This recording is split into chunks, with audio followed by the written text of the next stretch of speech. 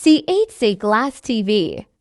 The secret to getting ahead is getting started. So the bigger question is, kailan mo ba sisimulan? Kasi when it comes to pagsisimula, a lot of people will say, baka kasi mahirap, baka hindi para sa akin. Maulan ngayon, meron tayong crisis ngayon.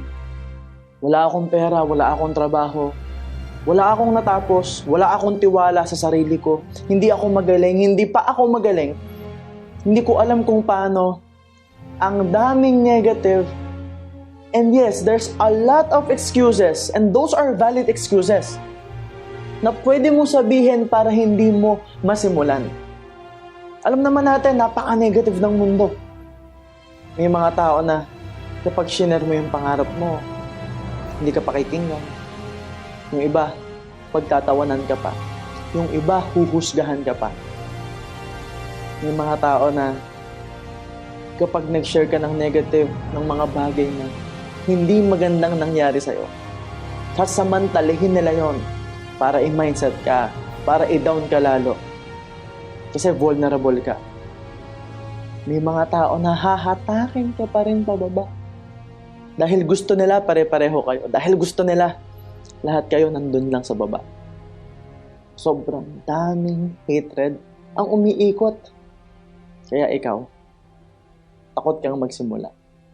Daming tao na nagsasabi na pag hindi ka nakatapos, hindi ka magiging successful. Ang daming tao nagsasabi na kailangan mo ng malaking puhunan, kailangan mo ng malaking pera para magnegosyo ka.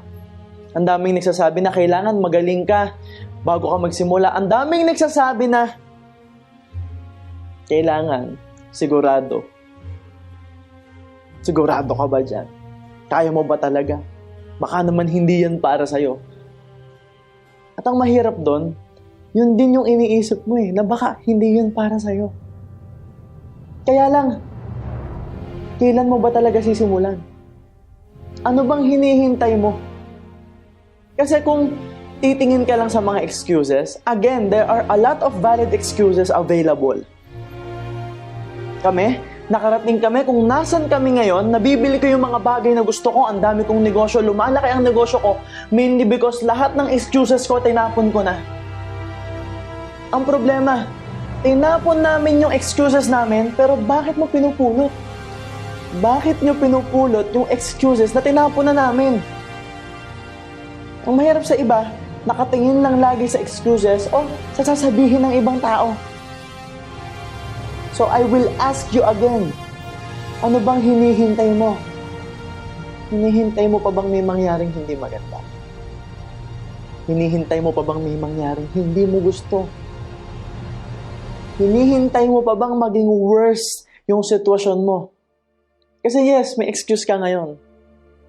Pero bukas, baka madagdagan pa yan. Next month, baka madagdagan pa yan. Next year, madadagdagan pa yan.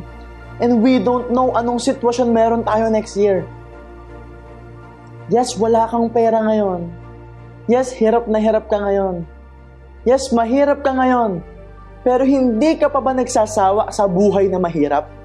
Hindi ka pa ba nagsasawa na lagi ka na lang hirap? Na lagi ka na lang pagod? Na hindi mo ginagawa yung gusto mo? Na nagtatrabaho ka para sa ibang tao? Hindi ka pa ba napapagod maging insecure na lagi ka lang nakadepende sa ibang tao, na lagi kang nakikinig sa sinasabi ng ibang tao, na lagi kang nasasaktan pag meron kang naririnig kahit hindi naman talaga para sa'yo? Hindi ka ba napapagod maging malungkot dahil wala kang pera, dahil hindi mo nagagawa yung mga bagay na gusto mo, dahil hindi mo rin matulungan yung pamilya mo, yung magulang mo, yung anak mo, yung mga kapatid mo? O baka pati sarili mo hindi mo kayang tulungan? Hindi ka pa ba napapagod na lagi ka na lang tinatapakan ng ibang tao? Na lagi na lang may nagsasabing hindi mo kaya yan, hindi ka para dyan, hindi ka magiging successful? Hindi ka pa ba napapagod na lagi ka na lang nasa sidewalk, tumitingin sa magagandang kotseng dumadaan, tumitingin sa magagandang sasakyan na dumadaan, at sasabihin mo sa sarili mo, okay na sa akin tong buhay ko. At sasabihin mo sa sarili mo, pipilitin mong kumbinsihin yung sarili mo na okay lang yan. Hindi ka pa ba nasasawang mainggit Na lagi na lang naiinggit ka sa resulta ng iba na bakit mas confident sa'yo yung ibang tao. Tandaan mo, hindi ka makakaalis kung nasan ka ngayon kung hindi mo sisimula. When life is this, and we want this. Lahat naman tayo gusto to eh. Lahat naman tayo pinapangarap to. We all fantasize about achieving our goals and dreams. We all fantasize of being successful. Kaya lang, ito tayo eh. The problem with most people is, ito yung buhay, ito yung gusto, this is what we want, hinihintay bumaba, hinihintay bumagsak, hinihintay pa yung sitwasyon na sagad na siya bago mag-take ng action. At kapag umakyat na ulit dito, tumitigil na. Kasi nasa comfort zone na ulit. Nandun na tayo sa bagay na nakasanayan na natin.